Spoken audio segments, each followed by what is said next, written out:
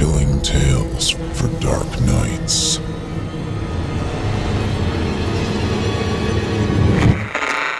Want to make sure you never miss a Chilling Tales for Dark Nights video again?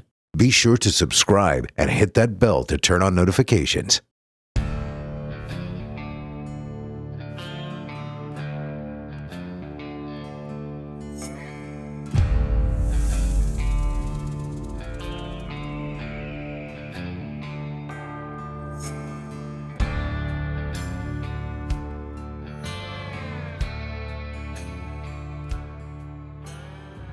Welcome back, friend.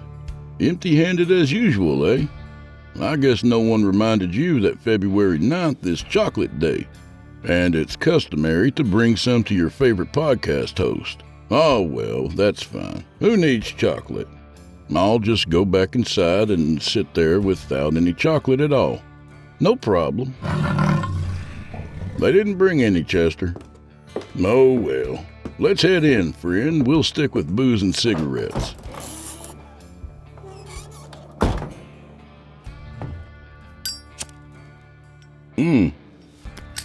That's better. So smoke 'em if you got 'em and drink those glasses to the bottom, y'all. 'Cause old Drew Blood has a tale to tell. Oh, hey. I didn't see you there. You know, Drew Blood's Dark Tales is only one of the many shows on this network you could be listening to. We hope you'll subscribe to our entire lineup, including Chilling Tales for Dark Nights, Scary Stories Told in the Dark, Fear from the Heartland, and Horror Hill. All available on YouTube or your favorite podcast platform. Also, visit simplyscarypodcast.com to become a patron.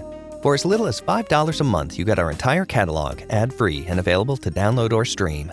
A bargain. And now, back to the show.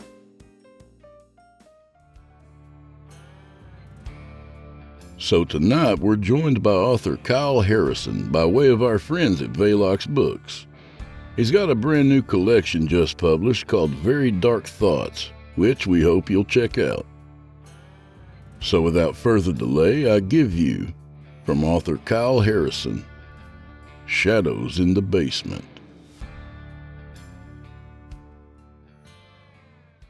Let me cut to the chase and catch you up on just what's happened so far. 1. This house is fucking haunted. I don't know how the hell anyone managed to sleep at night here and call themselves a human being. We moved in just last Monday, and I knew something was up. I've always had a sixth sense about this sort of thing. One time, my wife and I spent an anniversary at a hotel, and we changed rooms 4 times because I felt something was wrong in each suite we stayed in. Turned out, I was right. Either a murder or some weird scandal had happened in each one of them. This property was no different, but we didn't really have a choice in the matter. I won't go into too many details, but our finances have been very tight lately, so this was all we could afford. Anyway, back to the ghost thing. Our youngest, Callie, is the one that first had an encounter. That was Wednesday. She said that someone was in her attic, but we told her that there is no attic. Well, I hear someone walk around on my ceiling then. She snapped. I decided to take her word for it and check. And wouldn't you know it, there was some residue from a shoe on the ceiling. How the hell it got there, I don't know, but I was convinced that something was wrong, especially because of what happened next. 2. My children had nightmares about the basement before it was unlocked. When we got to the property, we were told there was a wine cellar. Nothing out of the ordinary, and actually it sounded like something that we had always wanted. There was a lock on the door, which the real estate agent admitted they didn't have a key for.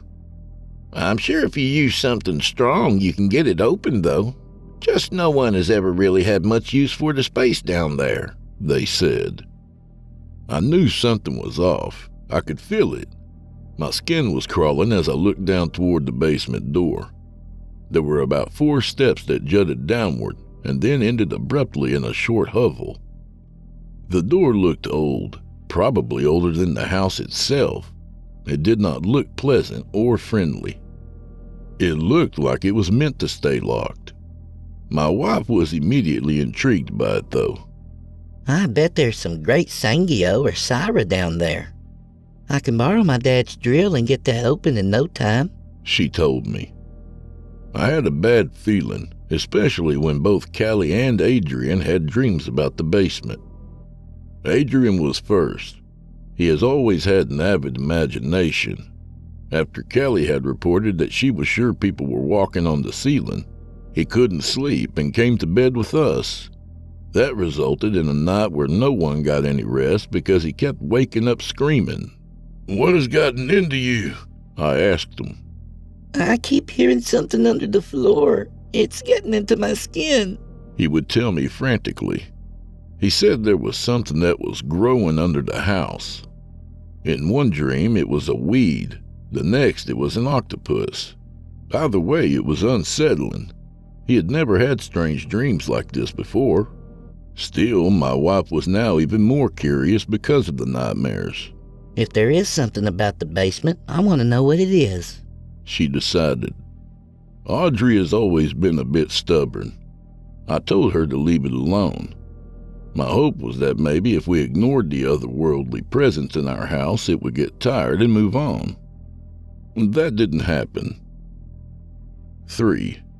Something in the basement doesn't want us to leave. It was Saturday when Audrey finally found a way to open the door. I didn't even know she had gotten the drill. I had to go to work that day, and by the time I had gotten home, she was already in the basement. I remember walking in and announcing to the kids that I was home. Normal Saturday afternoon would mean they were either playing outside or on their Xbox. But this time the house was empty and quiet. I immediately felt the hair on the back of my neck stand up as my first thought went to the basement. Sure enough, I saw that the door was slightly ajar. But I couldn't see anything beyond the fourth step. It seemed like it plunged straight into darkness. I was just about to walk down there and see if she was maybe sorting through whatever might be below when I had second thoughts.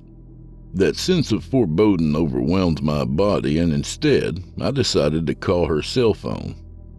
I heard it ringing below my feet.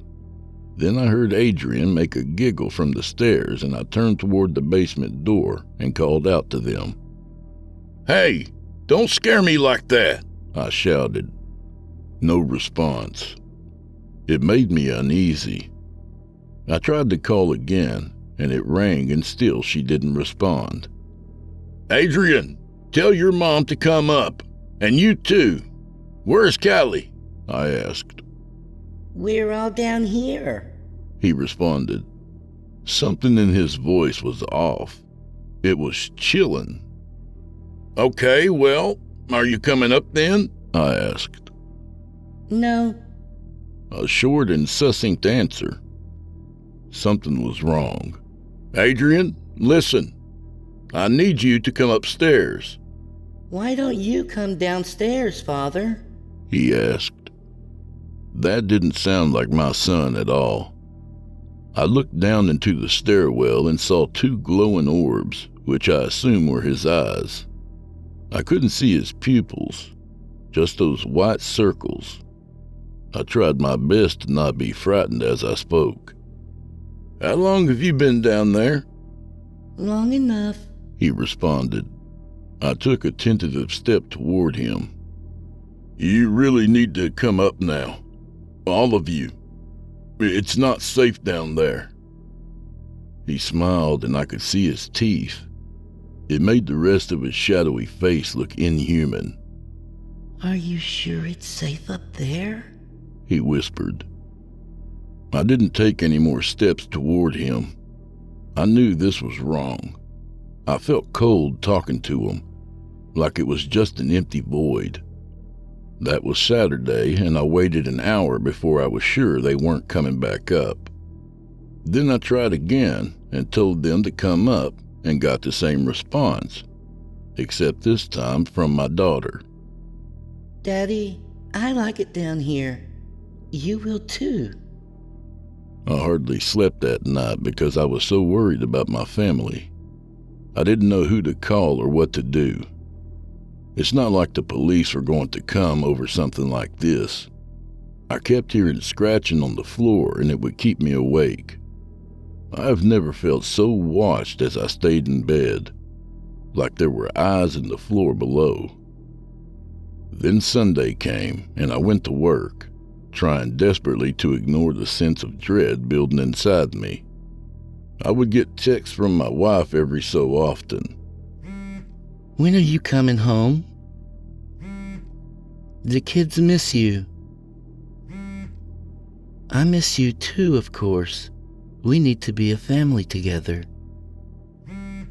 We have to stay together as a family. That prompted me to respond. Then stop this foolishness and come upstairs. It's you who is being the fool here, John. I decided to stop reading the texts after that. When I got home, the house was quiet again, and I didn't even go near the stairs. I grabbed some sleep meds and locked myself in my bedroom, hoping that the night would pass quickly. Now it's Tuesday and things have progressed worse, a lot worse. We're hungry, Daddy. Can you please come feed us? Callie whispered to me as I passed the stairs this morning. I called a few people in the area, spiritual leaders and such, hoping maybe they could give advice. As you might imagine, no one wanted to talk to me. They thought I was crazy. Maybe I am. I didn't think that it would be possible for something so simple to be so sinister, but it is, and I'm terrified because I don't want anything harmful to happen to my family. Why don't you come up and eat, baby? I asked my girl. We can't. It won't let us leave. As if I didn't already have confirmation that something was happening down there. This sent shivers across my spine. And you can't leave either. My wife added. I saw all three of them there. 3 pairs of eyes in the darkness staring up at me. Just come down here, Audrey insisted. I took a step toward them, my heart racing. Something was compelling me to go deeper. Take one more step. Just do it, John. Just do it. Then I heard this low growl as I reached for the door. It was like the house settling and preparing to swallow me whole. I slammed the door and caught my breath, refusing to go a step further. For a moment there was silence. Then I heard a soft noise on the other side of the door. I ignored it at first. I bit my lip and whispered, "Who is there?" There was a giggle mixed with that hellish growl. Daddy, it's me. Please open the door. Please? Tuesday. I really wanted to just break down and cry after what happened because I was about 90% sure that my family was gone. They went into the dark basement below, and they have refused to come back upstairs since Saturday. I've tried everything to see what is down there. Flashlights, lanterns, but I haven't gone past the door. I can sense an evil there, and I know it's taken them. In fact, I was so upset I did something I probably shouldn't have, but in a way it's gotten the ball rolling towards some answers. Full disclosure, some alcohol was involved in the decision-making. After a few drinks, I called the one person I thought might have answers to this mess, the real estate agent. Truth be told, I felt ashamed that I didn't think of it sooner, but another reason I wanted to call is because my patience was gone. I demanded an answer when she finally answered the phone. John, you need to slow down. You aren't making sense. She stuttered. Something in her voice told me that she fucking knew, and I was too drunk to care about her to let it slide. You need to fucking get over here and explain what the hell I need to do to help my family, I demanded. All right. I will be there in a couple of hours. I sat at the kitchen table, fidgety and afraid. Every so often I would hear the pitter-patter of bare feet below me, the sound of my children supposedly playing in the basement. Every time I heard them laugh or giggle, I nearly lost it. In fact, right before the agent came, I was in a really drunken stupor and started to yell down at the basement, demanding it respond. I don't know what you want from me, but you need to let my family go. We haven't done anything to you. Do you hear me? Of course, the basement didn't respond. It was unnaturally quiet, in fact, and that just made me even more upset. I stumbled down the steps to the door and slammed my fist against it. What the fuck do you want? I shouted louder. This time I heard a low scratching noise and nearly jolted from the step as I saw strange lettering burning into the door from the other side. It took a moment for the word to form, singed into the old wood permanently like a scar, and it made me literally gasp for air. Then the doorbell rang. The real estate agent was here. I fumbled back upstairs and went to the front door, glaring at her. About fucking time, I responded as she came in. John, you've been drinking. What the hell is going on? Where is your wife? She asked nervously. That's exactly what I've been trying to tell you. They've been in the basement, and now they won't come up.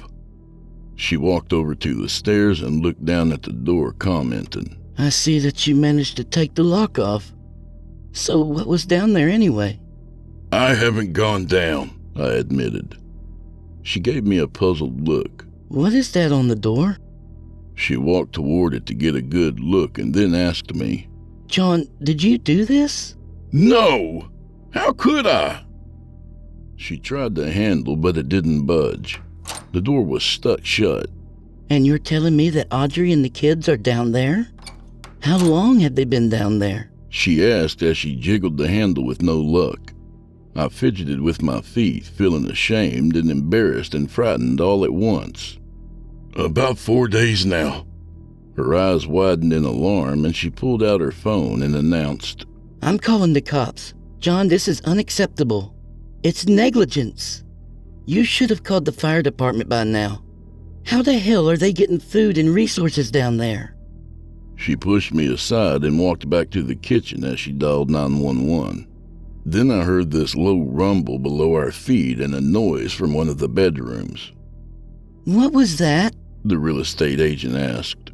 Then, as she was talking to the operator, a shadow appeared from the doorway, and I immediately felt cold and empty inside. Standing there in the hallway was my wife, or at least it was something that looked exactly like my wife. Oh, thank God, the agent said and added to the operator that it was a false alarm. Is everything all right? Audrey asked softly. I was at a loss for words, watching as my wife walked into the kitchen and stood alongside the sink. The agent slid her phone back into her pocket and gave me the stink eye. It would seem that your husband here had the idea that you and your children were in danger. Honestly, I'm hoping all of this was a great prank at my expense, she commented dryly. Audrey laughed. It didn't sound like her laugh. I kept still as the agent walked over to her and added, After this little scare you gave me, I think I deserve a drink. You did say you got wine from the cellar, correct? I can get you something, Audrey answered, walking to the fridge. So what was it that my husband told you was wrong? She asked casually. You and the kids were locked downstairs. Or something in the basement. Audrey, I heard you down there, I said softly. She poured the wine and smiled at me. It was not the friendly look I knew from her. Well, clearly I'm not in the basement, now am I?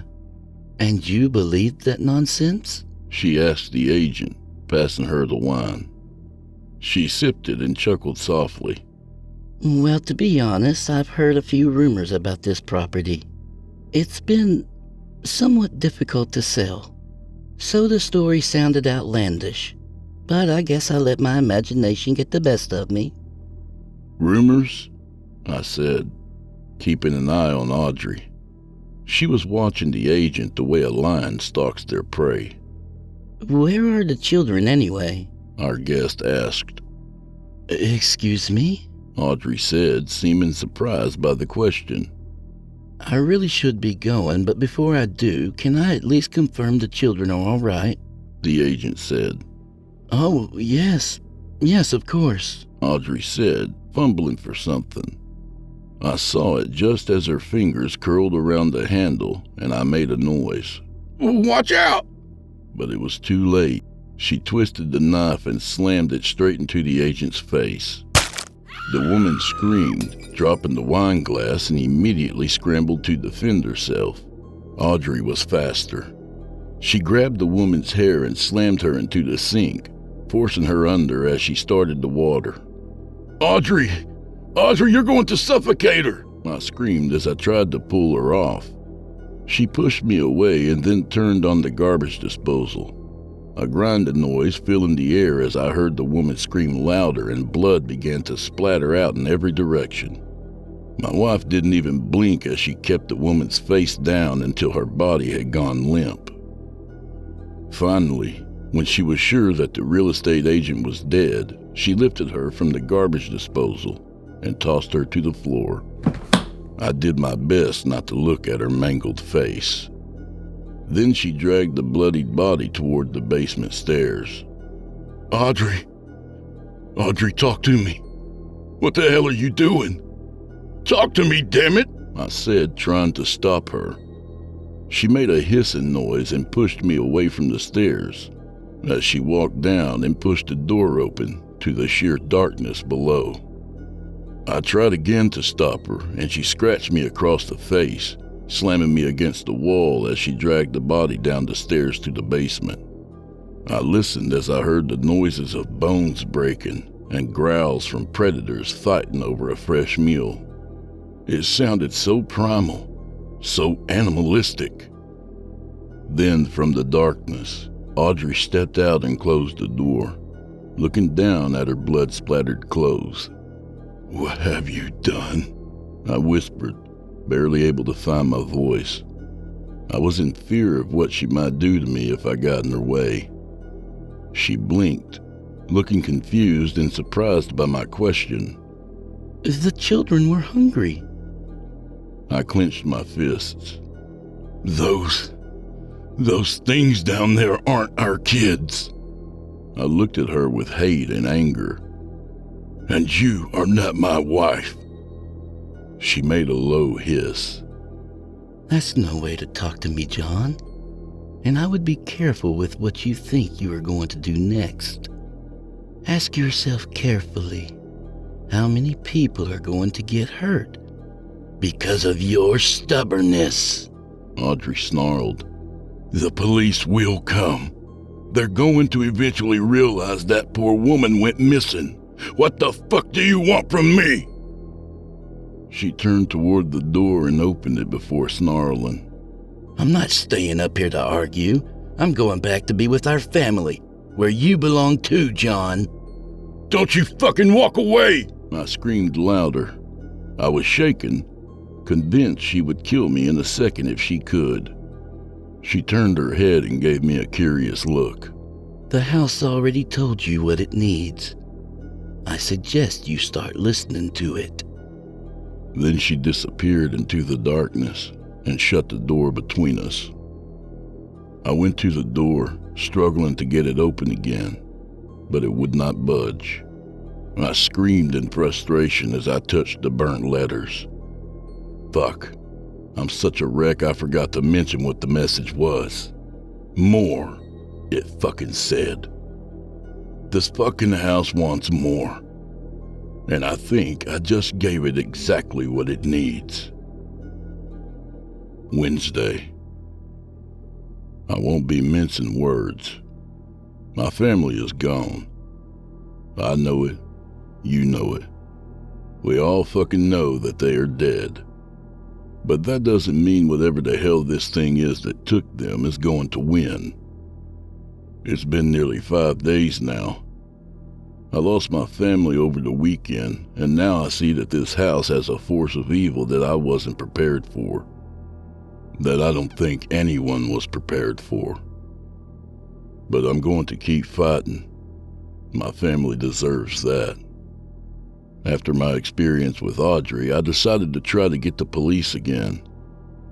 A woman had just been brutally killed in our house, and she had fed their corpse to the basement. I figured if that didn't pique their interest, the sheer amount of blood on the property would.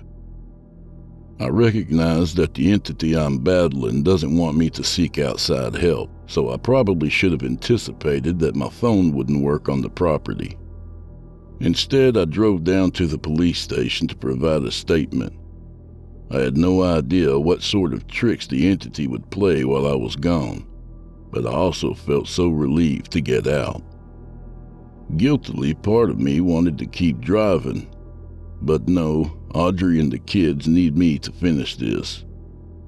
I didn't tell them the full story, but just enough to convince them that an accident had occurred at my new house, and they needed to come investigate. One officer said something interesting just as we were about to leave. "What was the address again?" he muttered. I told him. "Huh. Wasn't that the place they found that kid a few years back, Tommy?" "What kid?" his partner asked as we walked out of the station. "Can't remember. The husband was an abuser and had kept the kid locked up in the basement for years, though. Then afterward, the wife went insane and killed the son and the daughter. It was crazy." "I remember that now," the other officer said. And then the rest of the ride became weirdly quiet. I took that little bit of info away into my brain as we drove to my house, and I prepared for whatever fuckery the house was going to throw at me next. Something told me that Noah and his family had not made it out of this house alive, and I didn't want to be next. Honestly, I thought I was prepared for anything at this point, but the house proved me wrong again. As we got inside, I directed them to the kitchen, only to find it was completely clean from top to bottom. Not a speck of blood anywhere or any body tissue. "Is this some kind of sick joke, son?" the second officer asked as he came back from checking the rest of the house. "No, it's true. Here, let me get you the real estate agent's business card," I stammered as I fumbled through my wallet. "What's in the basement?" the other asked, looking down at the closed door. I don't really know," I admitted. "Well then, lead the way," the second officer told me. I froze. I couldn't think of a good excuse to not go down into the basement, but every bone in my body told me something horrible would await us. "I would really rather not," I said nervously. Then one officer sighed and pushed me down, muttering he didn't have time for this nonsense.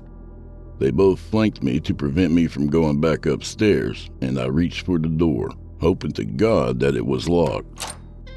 It opened with a slow creaking sound, and I gestured toward the darkness. "I don't believe there's any electricity down here." "Where exactly is your family, sir?"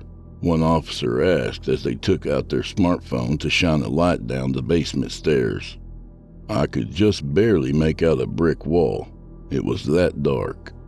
"They aren't here. Wife took my kids to visit Mom upstate for the week," I lied. I really don't know why. I knew it was a mistake the moment I did, but it was too late. "Daddy?"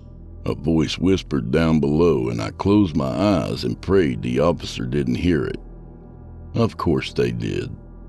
"What was that?" Before I knew what was happening, the two men were taking me down the stairs to the edge of the basement. We couldn't see anything down there. Even the light was hardly penetrating the shadows.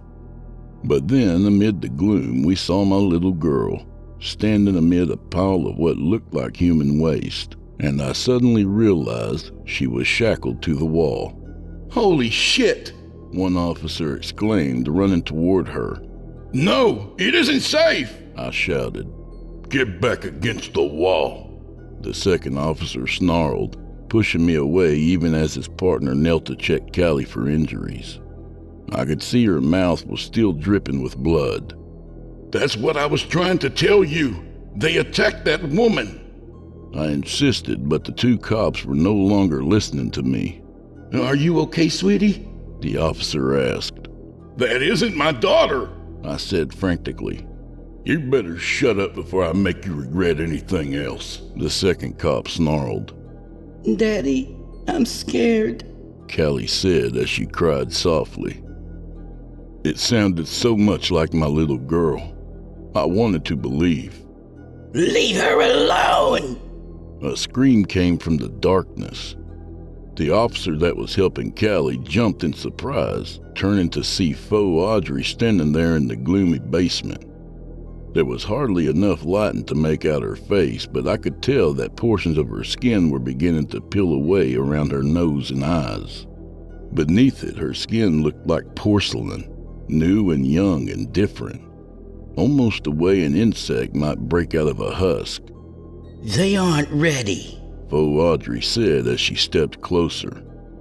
I recognized now my initial guess was right. She looked like a new person, with dark red hair and paler skin. Not the woman I had married at all, not even close. Ma'am, we're going to need to question you and your husband, the officer said sternly. He's not my husband, she said, confirming my fears. The house had changed her, but into what? Before the officer had a chance to move, the stranger said, These aren't my children either. Not yet. What is going on here? The other officer asked. I don't really care. All of you are going to come down to the station and clear this up immediately, the first man insisted.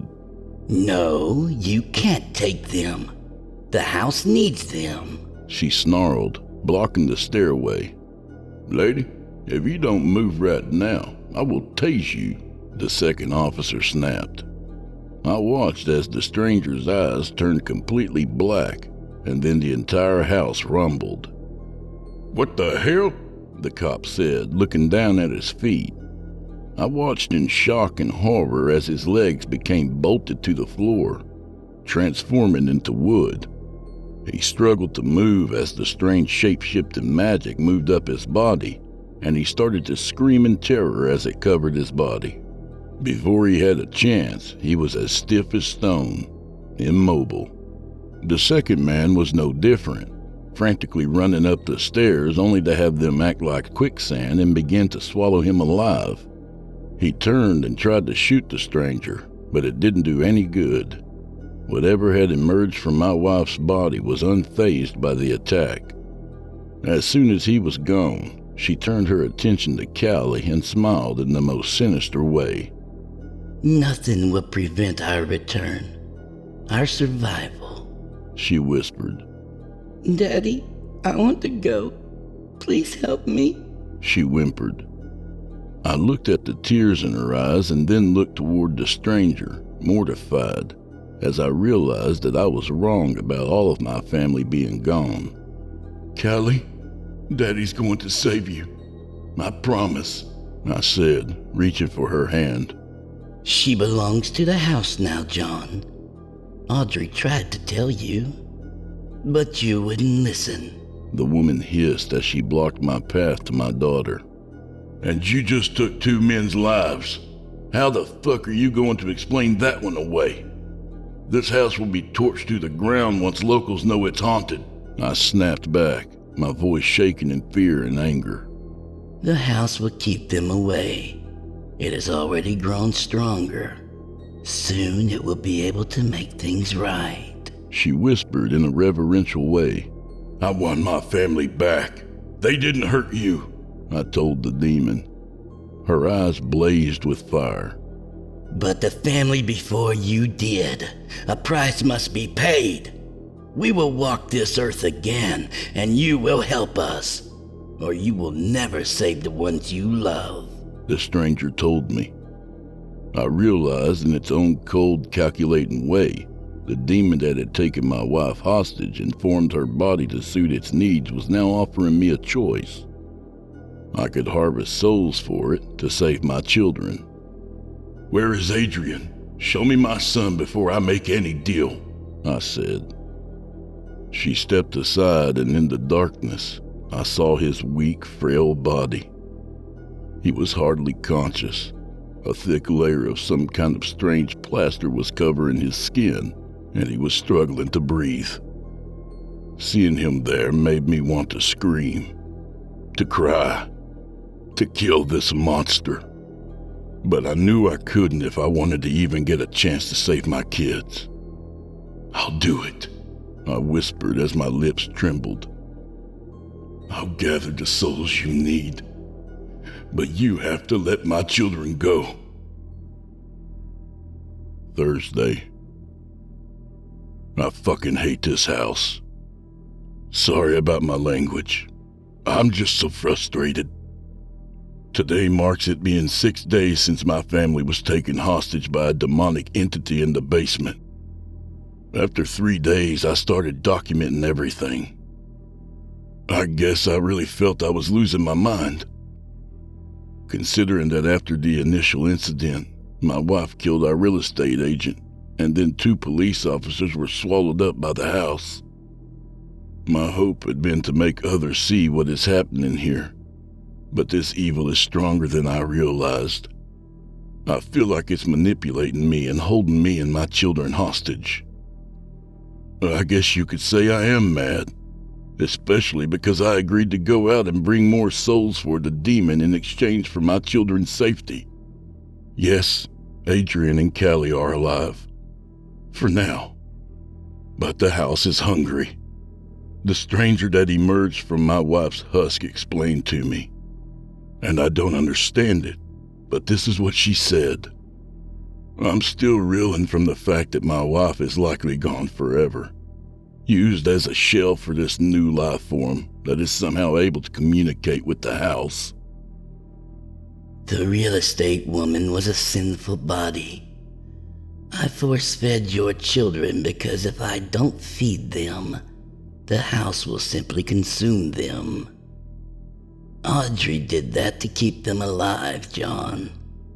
She was doing what was necessary to keep them alive, unlike you. I ignored the jab and said, "So the house must be fed sinless and innocent souls, is that it?" Yes, and you must hurry, John. Otherwise, I can't stop the house from feeding on them, and they will be lost forever. Some part of me told me that my wife's spirit was the one also making this deal with the devil. She knew she was doomed but wanted to do everything in her power to save our kids. It's my duty to do the same. I left the house that morning, promising to return in only a few hours. I know some of you have suggested that I simply leave, but what good would it do? This thing would find a way to hurt others, and I would lose what little life in me I have left if I knew I willingly left my children. I've been a coward, and it's time to start thinking of a way to defeat this evil. As I got further from the house, my head began to clear, and I considered what I knew so far. Something had happened here before we moved in, something that likely killed the family that had lived there. So that must mean that there is a record of it somewhere. I managed to find the local newspaper archives downtown and requested a snoop.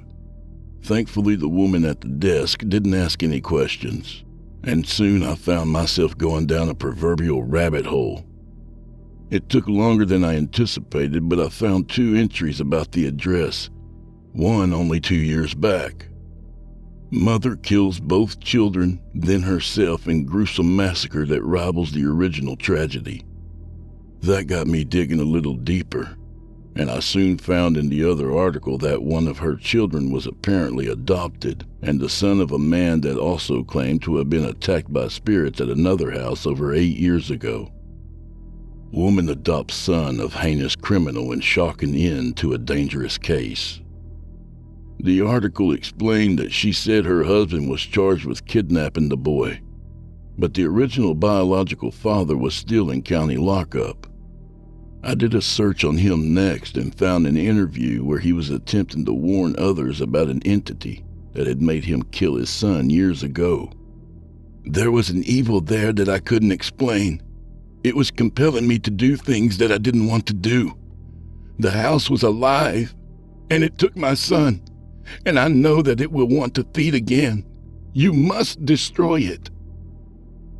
It made me wonder if it was even possible to destroy this evil. Where did it come from? I knew my next stop would be the county jail, to talk to this estranged father. I checked my watch, nervous and afraid that the demon would think I was taking too long. I needed to buy some time somehow. The only solution I could come up with was to swing by a local church and convince a pastor to stop by for a baptism. And you said it's your children that need to be baptized? The older man asked as I drove him to the house. I figured a man of God would be the closest thing to sinless I could find, and maybe if I got lucky, he could even help defeat this evil. I drove back to the house trying to fend off any questions the pastor had. A sense of dread overwhelming me as I got in and headed straight for the basement. There's something evil about this house, he said as he entered. Then he paused at the top of the stairs. I know this place. People died here, he whispered. I froze and looked down, wondering if the house might attack because of the man's realizing its true intent. Your children don't need to be given the water of God, but His Spirit. Take me to them immediately, the pastor insisted. I couldn't even see the basement floor. We walked together and toward the wall, my mind reeling as I wondered if this man would even stand a chance against this evil. It wasn't the darkness that scared me now, but what was happening down below that sent a shiver down my spine. When I got down there, I saw to my surprise that the foe Audrey, the stranger, was sleeping. She was in a fetal position in the corner, almost like an insect going inside its shell again, and it made me wonder if I had the chance to rescue my children. Adrian was hardly moving, pale as a sheet and covered in the same goop as before. And Callie was actually asleep as well. Was the house working its magic on them to change them the way it had Audrey? The demon is weakened. Some time ago, I can feel its pain, its anger. It's in the floorboards, the walls, the entire house, the pastor realized. What happened here? He whispered, not knowing the full story. Father, that doesn't matter. We have to work quickly to save them, I said as I began to work on the locks. He went to check my son, hardly able to get him to move. Callie's eyes shot open. What are you doing? She asked in a groggy voice. I'm getting you out of here. We're leaving Callie. I'm going to save you, I responded. Then she kicked at me and started to scream. Don't touch me! She kicked at me, and I frantically looked across the room to see Adrian was standing up now, looking almost dead to the world. He was grabbing the pastor by the throat and crushing the man's windpipe. You've taken too long, John. Your daughter is gone. His voice was almost completely monotone. No. Please, God, no, I said as I managed to break the lock and grab her hand. Callie, you come with me, I shouted as we moved toward the door. The pastor tugged at his cross on his collar and showed it to Adrian. He hissed in pain and dropped him. Then the man shouted, Run! I obeyed and ran up the stairs, the house rumbling and shaking as I did. As I made it to the ground, Callie tugged at me and finally pulled away. No! I don't know you! Stop! She screamed. Then I looked at her and realized that her eyes had changed color. I hadn't seen it in the darkness, but her hair had too. This wasn't my little girl. The house shook again, and I turned to see the stranger push her way up from the floorboard. her naked and monstrous body snarling as I looked on in horror. You dare to go against our arrangement? It snarled. No, I brought what you asked for, I said desperately. You tried to attack us, and for that you must suffer, the stranger snarled louder.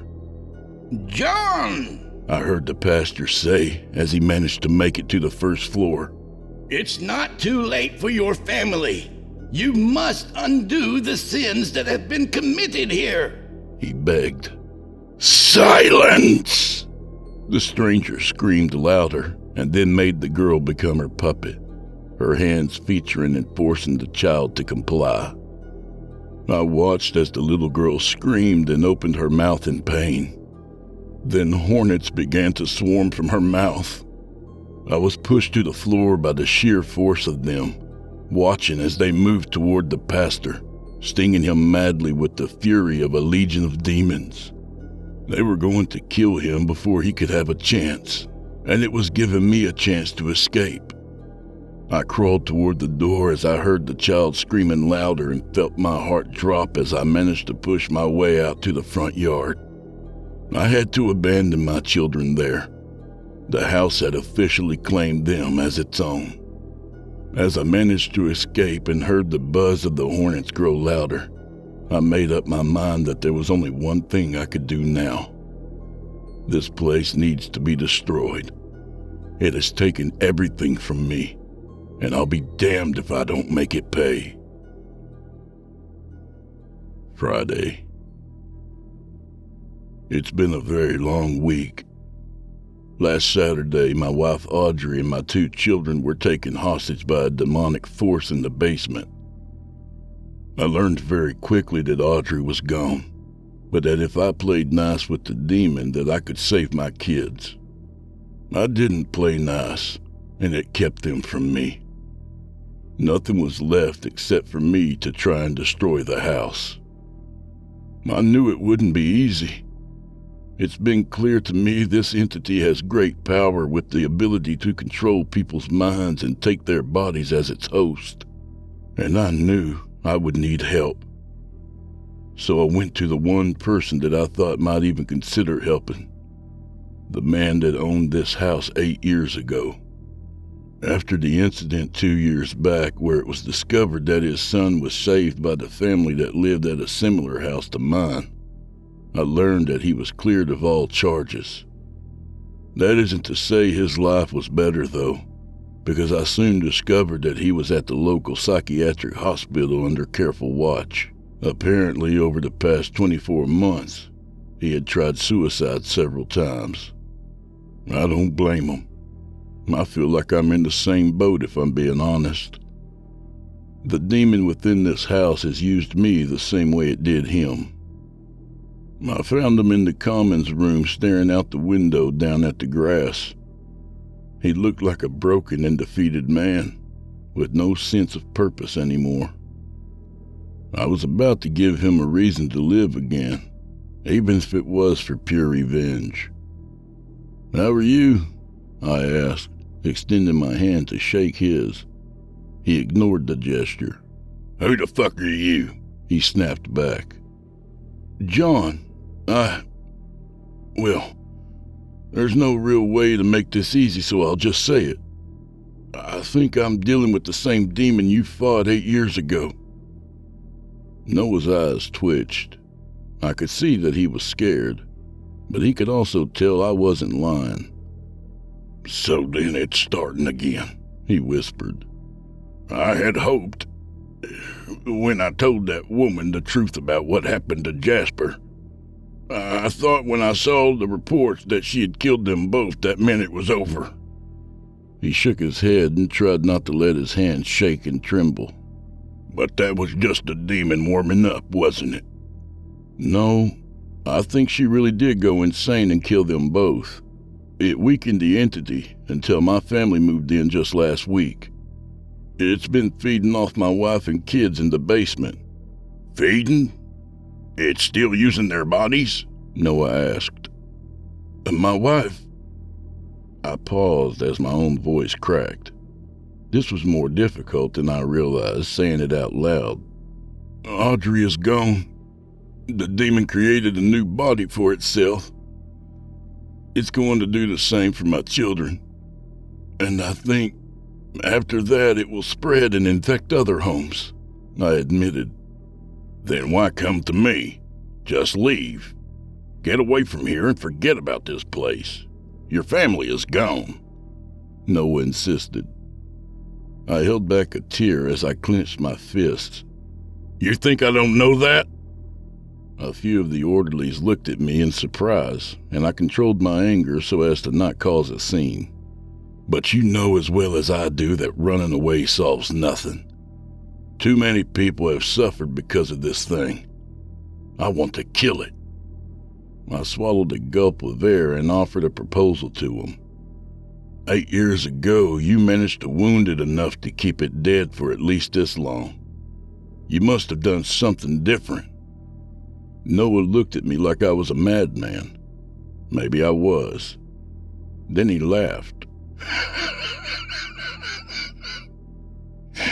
You want to know my big fucking secret, do you? It's the reason I went to jail. I killed Jasper. Yes, I killed my boy. He was 6. He stood up and jabbed his finger in my face. Do you have any idea what it takes to watch the innocence fade from your child's eyes as you are holding their heart in your hand? But I knew it was the only way to stop this evil. I had to stop it before others were hurt.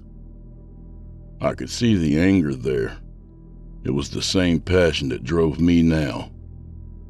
Help me. Please. You and I seem to be free of the influence this thing has. Let us use that to our advantage and get rid of it once and for all, I urged him. You're joking, right? What's your plan? Nuke the place? And how are you going to get me out of here anyway? He asked with a laugh. You know the answer to that. I paused and leaned forward, whispering my plan to him. He actually smiled for the first time. The house demon has powers to manipulate people, right? So it can certainly get you to be brought to it if it so chooses. So if I made it believe you were offering yourself willingly, then there wouldn't be an objection from the staff. It's crazy, but it might work, Noah agreed. So then we just go and burn the motherfucker down? Well, do you have a better method? I asked. He crossed his arms and laughed again. I have a bad feeling about this, but sure. Why the hell not? By afternoon, Noah and I were headed toward the house. It took little to convince the demon of his interest. It remembered the wound it had caused, and the entity made it clear that it wanted to exact revenge. And from the way Noah was fidgeting, I could see that he was eager to do the same. I was sure this would be the last time I set foot in this house. One way or another, it was ending here. The door opened of its own accord as we stepped on the porch. Noah and I both felt the cold chill, and I knew. The demon was back at full strength again. It didn't really need us. Now it was going to dispose of us as obstacles so that it could go elsewhere. As if to confirm this, I saw the stranger and 2 children I didn't recognize sitting in the den waiting. To the side of the girl stood a life, like the husk of Callie, and the same of Adrian was near the boy. My poor children, taken and destroyed by this evil. It was pulling at my heartstrings, but I knew it was too late for them. Apparently, Noah recognized the stranger and the boy. Jasper, how dare you continue to use my son's body for your purposes, you monsters? He said as he clenched his fist. It then occurred to me the stranger had to be the woman that had killed Jasper and this girl only a few years back. A desperate attempt to stop the evil from spreading that was now backfiring. He was the first one to awaken us, It seems only fitting he continues to be our primary vessel." The woman and Jasper and the girl all spoke in unison. "That won't be happening. This is going to end. You are going to die," Noah responded. "You think I don't realize you came here to kill us? You will fail." I shook my head. I actually had a different motive, one that I hadn't even told Noah about. I remembered the pastor's words about undoing old sins, and though it seemed crazy, I made a conscious decision to try something unorthodox. "You want to spread and grow elsewhere? Then use my body. It's healthy and it's not going to be something that people question either. You can leave this place and go where you want. But if you do that, you'll have to give these souls back to the bodies you took them from. My family. Bring them back. I know you have the power to do that now." Noah looked at me in shock. "You can't be serious. This thing will just use you as a puppet." "It needs me, the same way that it needed you all those years ago. I'm not sure why, but I feel our roles as fathers serve a distinct purpose in its own evolution." I saw the demon girl twitch, and I remarked, "And it knows that it can't leave here with these 3 bodies. It fed on my family simply to regain strength. Now it needs to be able to expand." I offered myself again and swore to the demon, "I'll make whatever oath you want, but my family needs to be freed of your grasp. They didn't hurt you. Honor them by letting them go." I insisted. "No, I won't allow this," Noah said. He pulled out the knife that he had brought and snapped. "You think you're so goddamn smart? But I've been willing to kill before to stop this thing, and I will do it again." He pushed me to the ground and slammed his weapon into my shoulder, causing me to scream out. To be honest, his response was part of my plan, but I saw that the demon recognized the potential it had to use me, and immediately it lashed out toward Noah. "You are the one that took our survival and freedom from us. You will regret ever stepping in our path." I saw the moment of distraction and leapt at the chance. I grabbed the knife and pulled it from my shoulder just as the demon pushed toward him in full force. And then I tackled Jasper to the ground and jabbed him repeatedly in the chest.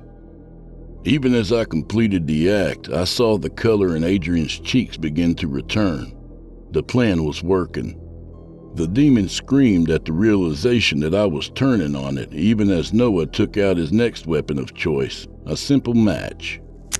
He lit it and tossed it at the woman, causing her clothes to catch fire as I kept trying to make Jasper lose consciousness. I had to keep telling myself that this was not a child, it was a monster, and I had to stay strong for Adrian. Suddenly, the house rumbled and shook with all its might. I saw bars begin to grow on the windows and the floor move and try to swallow us whole. The entire house was fighting back. The demon was using all of its resources to stop what would come next. But I didn't hesitate anymore.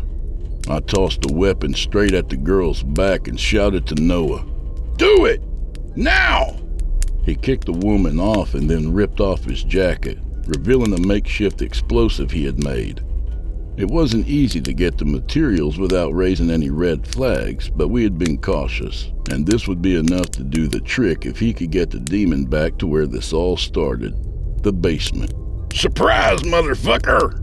he shouted as he tackled the woman to the ground, and they both tumbled toward the basement.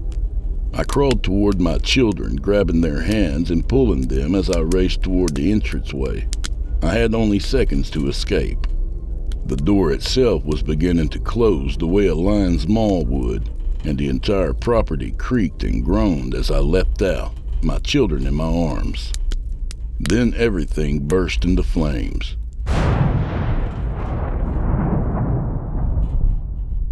I tumbled onto the front porch as I heard the screams of 1,000 demons fill the night, and the top of the house's roof spilled off, debris tumbling in every direction.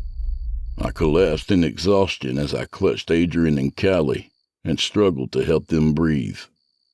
As the last remnants of the house flew up into the air, they both started to wake up, and I sobbed in relief. It was finally over. The fire department was on scene in less than 10 minutes.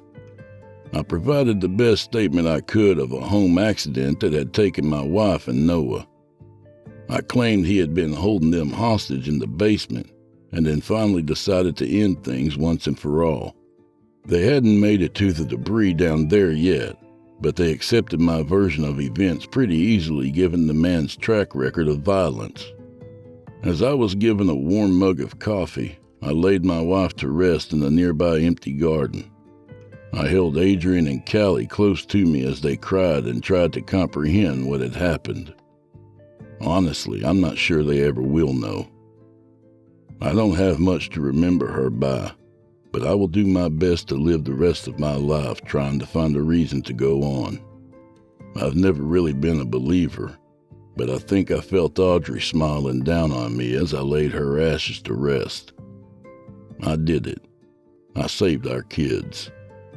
They insisted on taking us to a local hospital for an examination to make sure we were fine, and I accepted. I had a feeling I would need some intense therapy after this last week.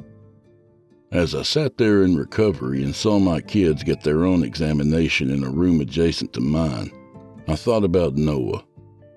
How he was now at peace too with his own family, and I was doomed to be a guilty survivor. Then there was a knock at the door. "John?" It was one of the officers that had brought me here.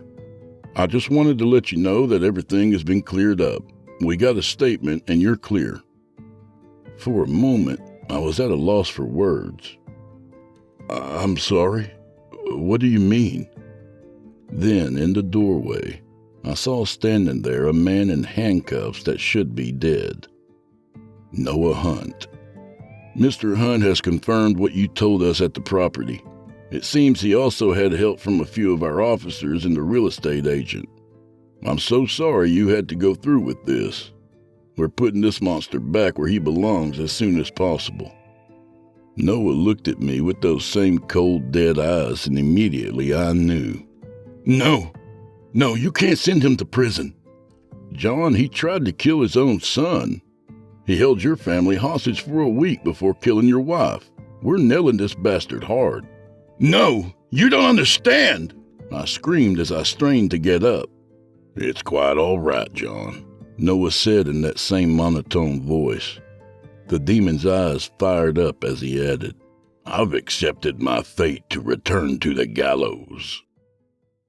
Why, you could almost say it's like going home again."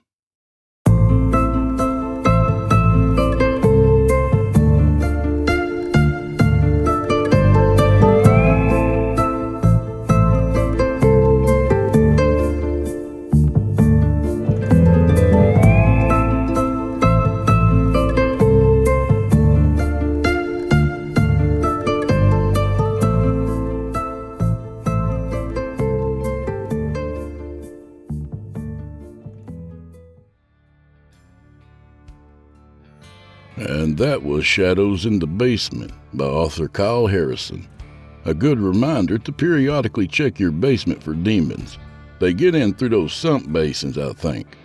A little about the author. Kyle Harrison is a prolific horror author with over 600 short stories under his belt, including 5 that were contest winners and runners-up, including the viral sensation The 24-Hour Game. Harrison's work has been published in over 20 anthologies and helped indie publishers to get their books out on the market. In his spare time, when he's not scaring people to death, he works in the transportation department at a Texas school. Giggity. Thanks, Kyle.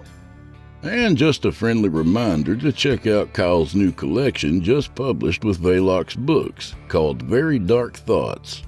Velox has all the stuff you come here for. Short horror stories with that creepypasta flavor you love. Be sure to give them a peek. And do old Drew Blood a favor, would you? Subscribe to his podcast wherever you do your listening and leave him a 5-star review and a kind word, even if you're listening on YouTube. He needs soldiers on all fronts to win this battle, and he appreciates it. To hear a premium ad-free edition of tonight's and all the other episodes, visit simplyscarypodcast.com today and click Patrons in the upper menu. You'll find yourself at chillingtalesfordarknights.com, where you can become a patron for as little as $5 per month and get access to their entire audio archive, all ad-free and available to download or stream. Thank you for your time and for supporting our sponsors. When you support our sponsors, you support this show. If you happen to use Facebook, Twitter, Instagram, or YouTube, you can follow and subscribe to Chilling Tales for Dark Nights there, where you'll get all the latest updates and new releases and have the chance to interact with them each and every week. Oh, and you can find Drew Blood on Facebook and Instagram, and sometimes Twitter. The Drew Blood's Dark Tales podcast is accepting submissions, friend. If you've got a story or two you'd like to be featured on the show, send it to drewbloodhorror@gmail.com. If selected, you'll get the full treatment, 10 bananas.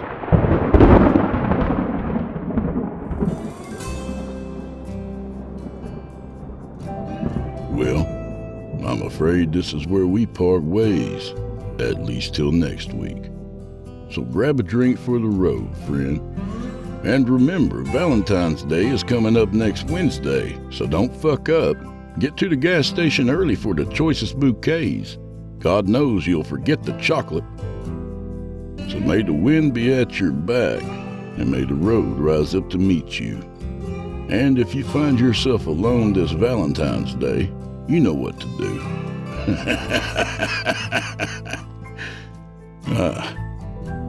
Good night, friends.